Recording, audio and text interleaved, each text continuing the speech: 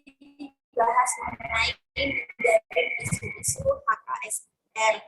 Bagaimana caranya ketika kita sebagai kaum remaja memberikan informasi kepada teman remaja lain di luar kaum remaja agar dapat diterima dan tidak menjadi hal tabu. Terima kasih. Oke, terima kasih Kak atas pertanyaannya. Aku izin konfirmasi ulang bahwa gimana sih caranya kita supaya HKSR ini dapat diterima baik oleh teman-teman remaja di luar sana tanpa bersifat tabu gitu ya. Dan pastinya sifat tabu itu adalah sifat yang mengakar dari budaya. Nah, jadi kita tidak dapat menghilangkan rasa tabu itu, tapi yang bisa kita hilangkan adalah persepsinya. Bagaimana cara kita mengemas hal yang ingin kita sampaikan terkait isu-isu HKSR dengan pendekatan yang ramah. Jadi contohnya, kita me-reach out teman-teman itu melalui sosial media dengan tampilan-tampilan yang menyenangkan, tampilan-tampilan yang tidak bersifat menghakimi. Kita melakukan pendekatan wawasan dulu.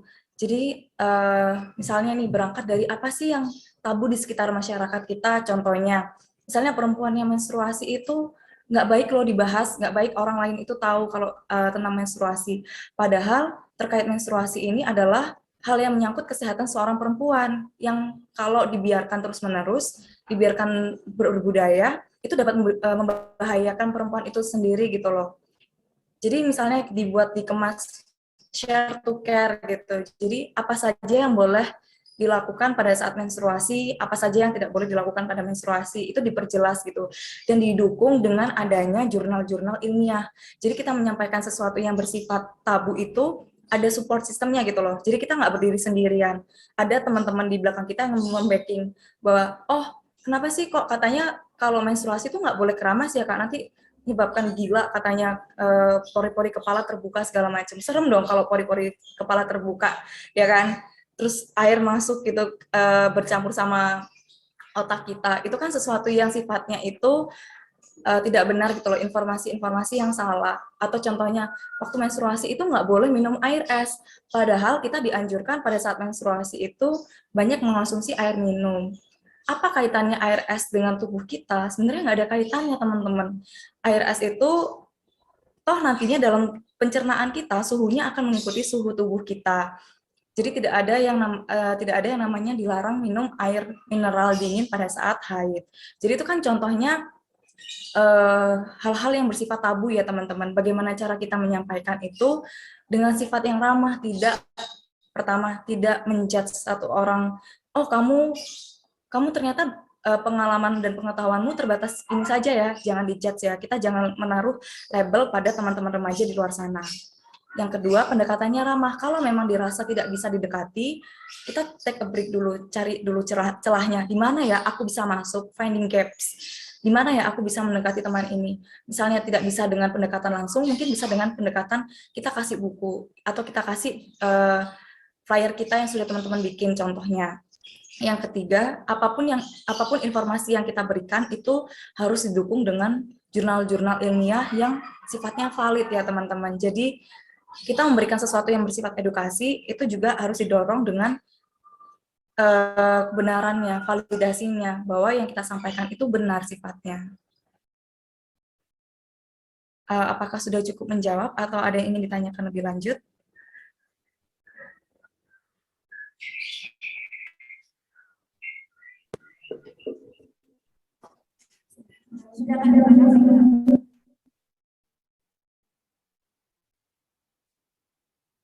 Oke, mungkin dari teman-teman yang lain. Oke, mungkin dari teman-teman yang lain. Oke, mungkin ya, teman lain.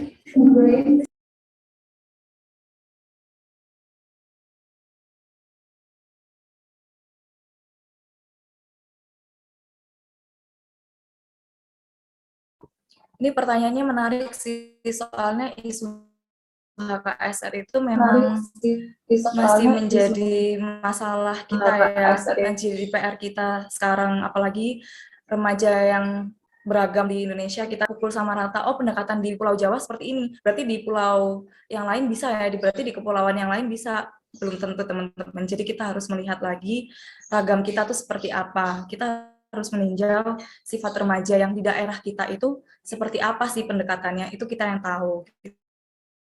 Gitu.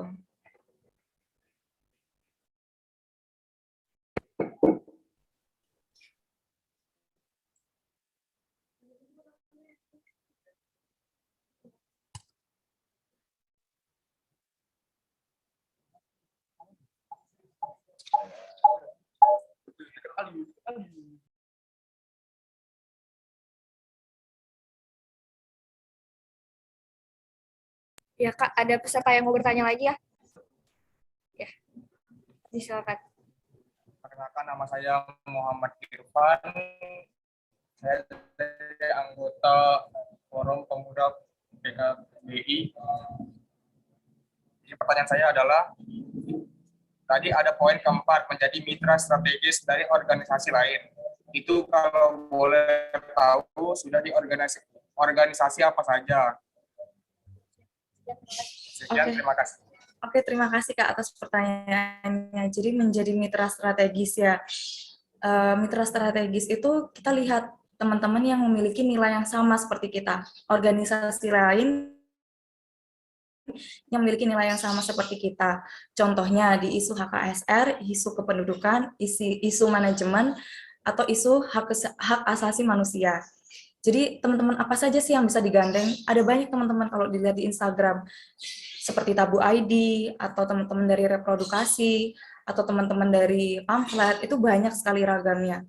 Dan banyak teman-teman yang bergerak menyuarakan hal yang sama gitu. Kalau yang dari hak asasi manusia, ada teman-teman dari GAI Nusantara, terus ada teman-teman dari mana itu, kalau yang melintas agak keagamaan sedikit itu, kalau aku nggak salah ingat itu pemuda NU itu ya, pemuda NU itu, aku lupa namanya, tapi itu dia juga menyuarakan hak asasi manusia ya, dia berasaskan agama juga. Terus juga ada dari teman-teman, kalau isu pendidikan, isu teknologi itu ada superposition, itu baru ada di Indonesia dan baru ada di Surabaya tepatnya, itu mengenai teknologi, mengenai pengembangan kita ya dalam isu pendidikan.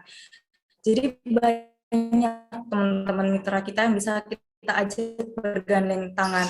Nah, diharapkan banyaknya kegiatan kita yang menggandeng pihak-pihak itu dapat mengkapasitasi remaja-remaja di daerah kita. Jadi banyak kegiatan, misalnya teman-teman mengadakan kegiatan webinar keluar sesama remaja PKBI atau di luar PKBI, itu boleh remaja-remaja kita juga dari teman-teman di luar organisasi kita. Oh, pandangan tabu.id itu seperti ini loh. Oh, pandangan dari Superposition seperti ini.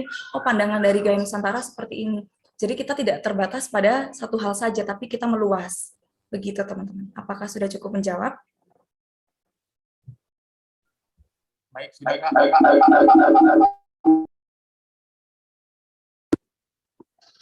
Oke, mungkin ada yang ingin bertanya lagi? Yang di ruang Zoom, jika ada yang mau bertanya, disilakan.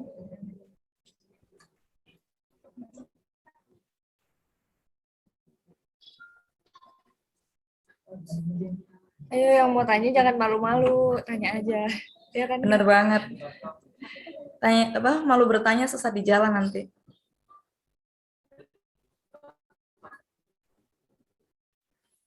Ini kalau boleh tahu dari yang dari forum Batam, remaja, kalau ada yang mau bertanya bisa raise hand atau langsung di kolom komentar kalau mau.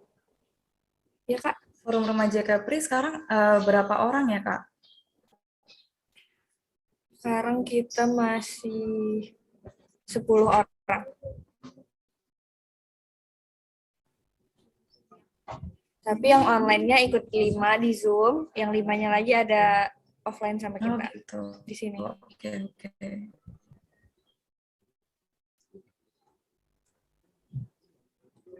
Atau yang dari offline ada yang mau bertanya?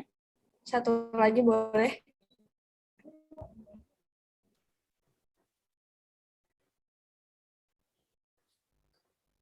Ya, aku pengen banget kunjungan ke Capri, kan nggak pernah juga, tapi masih pandemi, jadi ditahan dulu ya teman-teman pertemuan offline kita. Iya, karena pandemi semuanya jadi serba online. Iya, benar banget, Kak. Mau bertanya? Oh ya, boleh. Ya, ada yang mau bertanya ya, Kak?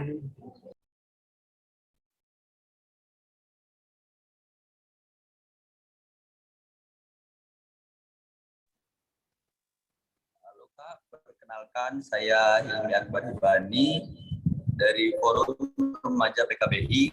Ingin bertanya, apa sih Kak bentuk profesionalisme di forum remaja tersebut? Sekian dari saya, terima kasih. Oke, terima kasih atas pertanyaannya. Jadi, apa sih bentuk profesionalisme di PKBI gitu ya, di Forum Remaja PKBI? Seperti yang aku jelaskan sebelumnya, yang memiliki komitmen yang tinggi. Maksudnya komitmen yang tinggi adalah menjalankan kewajiban dan tanggung jawab secara benar. Jadi kan tadi udah dijelaskan ya, apa saja sih nilai-nilai dari Forum Remaja PKBI, apa saja yang menjadi visi misi. Nah, itu kita terapkan teman-teman dalam penyelenggaraan kita dalam pelaksanaan kita berorganisasi. Jadi kita tidak melenceng dari nilai-nilai, visi misi dan asas yang kita anut gitu, yang dianut oleh PKBI. Contohnya, kita mempercayai bahwa kita tidak membedakan tiap-tiap anggota gitu ya, baik itu dari ras, etnisitas, warna kulit, agama, partai politik, jenis kelamin, orientasi seksual. Nah, itu kita terapkan dalam forum remaja sendiri bahwa tidak ada kasus contohnya ya, tidak ada kasus perundungan atau bullying terhadap teman-teman yang mungkin berbeda dengan kita. Mungkin yang teman-teman yang berbeda agama atau teman-teman dari teman-teman minoritas, teman-teman difabel. Jadi itu yang bersifat profesional. Atau contoh kedua, misalnya nih antar teman-teman punya masalah. Misalnya aku punya masalah sama si A di luar PKBI ya, di luar forum remaja. Misalnya secara pribadi kan kita tidak dapat memungkiri ya, misalnya ada masalah. Aku punya masalah sama si A. Tapi bagaimana sikap kita secara profesional dalam bekerja itu tidak mempengaruhi pekerjaan kita, bahwa ya udah masalah itu di-keep di luar aja. Di dalam kita tetap profesional, kita tetap bekerja sama dengan si A, kita tetap oh ya ini demi kepentingan PKBI, demi kepengurusan kita, maka proker yang sudah kita susun, ayo sama-sama dilaksanakan. Jadi masalah-masalah yang dari luar itu tidak mengganggu kita ya dalam berkomunikasi, dalam bekerja sama, dalam PKBI, dalam forum remaja PKBI gitu teman-teman. Jadi yang paling aku garis bawahi sih masalah pribadi ya, karena biasanya masalah pribadi itu menyeret masalah-masalah di luar, apalagi forum remaja PKBI ini kan sifatnya relawan ya teman-teman. Jadi kadang itu kita susah dituntut untuk profesional karena ya sifatnya sukarela gitu kan. Sifatnya sukarela, kadang tuh kontradiktif dengan sikap profesionalisme. Padahal sifat yang profesional dan sukarela ini bisa berjalan bebarengan. Dengan kita tahu, oh nilai-nilai yang dibawa PKBI adalah seperti ini, maka kita secara sukarela dan secara profesional melakukan itu juga gitu loh. Jadi sifatnya itu tidak menghilangkan satu sama lain ya, tapi berjalan beriringan. Gitu, apakah sudah cukup menjawab?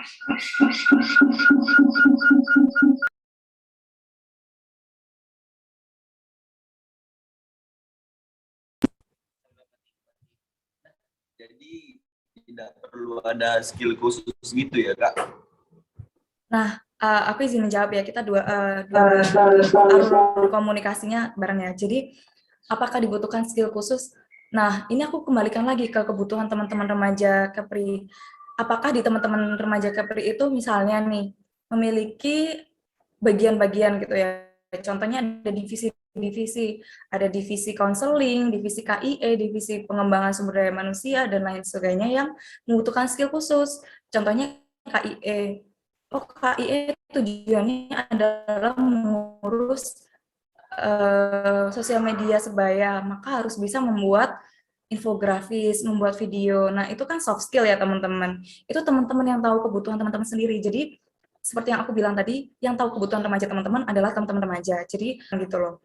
Contohnya, mungkin di Jawa Timur ya ada riset dan advokasi. Riset dan advokasi adalah skill yang dibutuhkan teman-teman yang tertarik pada isu-isu saat ini yang terkini gitu. Dan yang kedua dibarengi dengan ketertarikan pada jurnalisme.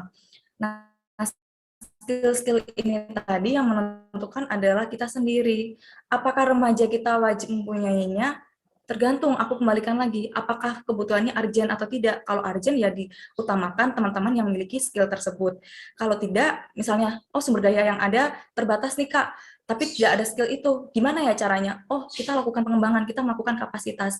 Ajukan ke direktur daerah bahwa, Pak atau Bu, ini loh yang teman-teman butuhkan.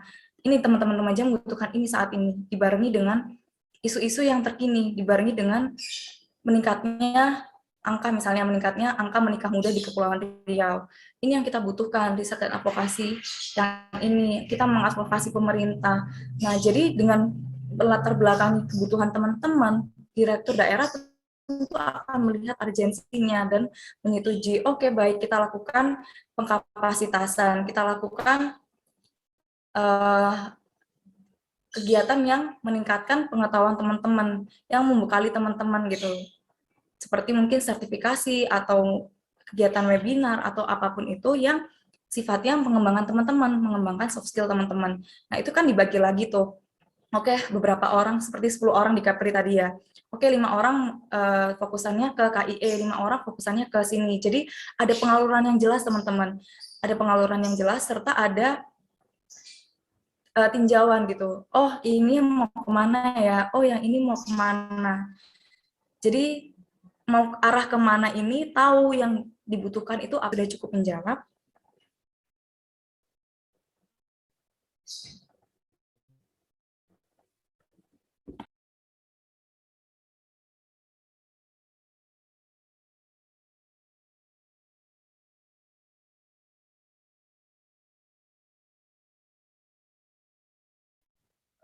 Sekiranya sudah cukup Kak, terima kasih banyak.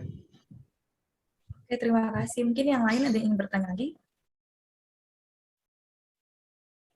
Ya, Kak, itu ada pertanyaan di kolom komentar. Biar saya bacakan. Apa saja hambatan yang dilalui dalam melaksanakan program forum remaja dalam pandemi ini, dan bagaimana mengatasi hambatan tersebut?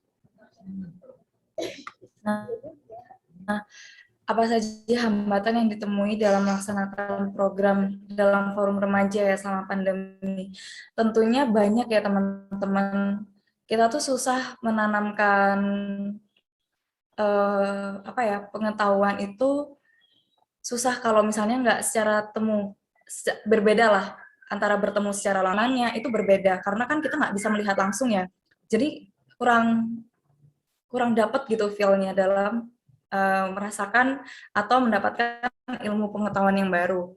Ini aku rasakan banget perbedaannya waktu kemarin ada kegiatan offline. Jadi waktu offline itu kerasa sekali bahwa setelah sekian lama nggak bertemu dengan teman-teman yang isunya bergerak di isu yang sama, sekalinya bertemu tuh semangatnya dapat lagi gitu. Kalau online ini kan kita tatap muka ya. Secara nggak langsung kita bertemu dengan orang-orang itu saja teman-teman pada ujungnya. Atau enggak kita berada di lingkup rumah gitu ya, di lingkup yang di situ ketika kita bertemu dengan orang-orang secara langsung, itu dampaknya itu lain gitu loh. Jadi semangat kerja kita ada, semangat berorganisasi ada, munculnya ide-ide baru itu ada gitu. Nah, bagaimana cara mengatasi hambatan tersebut? Aku rasa sudah ada jawabannya ya, dengan dilakukannya Zoom meeting seperti ini. Sudah cukup menjawab tantangannya gitu loh. Tapi ya itu tadi, tetap dibarengi dengan adanya diskusi antara teman-teman satu sama lain. Tentunya dengan memperhatikan protokol kesehatan dan juga jangan lupa vaksin ya teman-teman. Jadi kita dapat bertemu satu sama lain, depan layar itu capek gitu ya kan. Jadi enaknya tuh ketemu langsung. Karena kita bisa berdiskusi, kita bisa bertukar pikiran dan nuansanya itu nuansa kerja gitu. Terus yang kedua, hambatan yang ditemui dalam melaksanakan program forum remaja itu ketika forum remaja ini terutama di nasional ya, forum remaja ini mau melakukan kegiatan yang bersifat perkunjungan gitu ya, berkunjung ke forum remaja lain. Nah, kita terbatasnya lagi-lagi di online. Kita nggak bisa melakukan pertemuan secara langsung. Padahal yang dibahas ini banyak. Kalau dibahas secara online itu pasti capek ya teman-teman, suntuk juga di depan laptop terus. Di mana 24/7 atau sebagian besar kegiatan kita, mungkin teman-teman ada yang masih sekolah, masih berkuliah, yang mungkin belum melakukan hybrid, itu kan bertemunya di online lagi. Jadi pasti capek teman-teman. Karena ini yang aku kutip dari satu buku itu, dia menjelaskan bahwa di depan layar itu secara tidak langsung kita lupa untuk memberikan jam bahwa kita itu sudah cukup produktif hari ini. Kadang kita terus-menerus di depan layar karena kita merasa kita duduk, kita merasa kita tidak produktif. Padahal di depan layar ini membuat kita overproduktif gitu loh. Kita lupa bahwa kita perlu men-set timer. Oke, jam kerjaku sebenarnya 8 jam per hari. Tapi karena orang-orang berada di depan layar, orang-orang tuh jadi memaklumi. Kamu kan duduk di depan layar, kamu kan nggak ngapa-ngapain. Jadi bisa itu. Jadi itu hambatannya. Karena kan tidak semua teman-teman yang termarginalkan ini memiliki device ya teman-teman. Cara mengatasinya ya mau nggak mau kita mengadakan kunjungan ke sana, tapi dibatasi. Yang seharusnya 10 orang ke sana menjadi 3 orang ke sana, yang dengan memakai protokol kesehatan dan sudah vaksin. Dan itu pun teman-teman peserta yang mengikuti juga tidak bisa semuanya. Misalnya dari biasanya 50 peserta dibagi per sesi. Sesi pertama 25 peserta dengan ada pembatasan atau ada pembatasan jarak gitu ya. 25 peserta lagi di sesi kedua. Jadi tetap dilaksanakan, tapi tetap memperhatikan protokol kesehatan. Kiranya yang tidak bisa dilakukan secara online, dilakukan secara offline. Lagi-lagi aku tekankan, lakukan protokol kesehatan. Dan jangan lupa vaksin. Apakah sudah cukup menjawab? Mungkin teman-teman punya keluh kesah, Kak, aku punya hambatan seperti ini, apa ya yang harusnya aku lakukan? Gitu mungkin.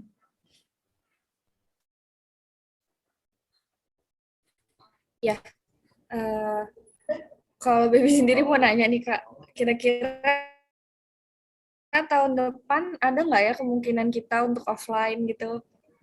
Nah, kalau offline ini masih aku belum tahu sih. Nanti akan aku rencanakan bersama teman-teman ya, kita melihat PPKM ini apakah terus-menerus naik atau terus turun gitu ya. Kalau memang turun, mungkin kita melakukan pengunjungan ke daerah-daerah yang levelnya rendah ya, level 1. Tapi tetap aku rencanakan untuk dibahas gitu agendanya. Kalau memang nggak bisa offline ya nanti ya lagi-lagi mau nggak mau online.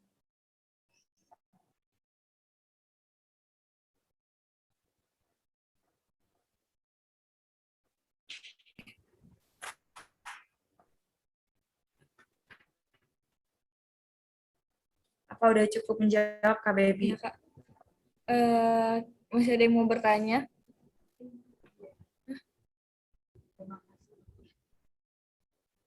Iya, udah Kak.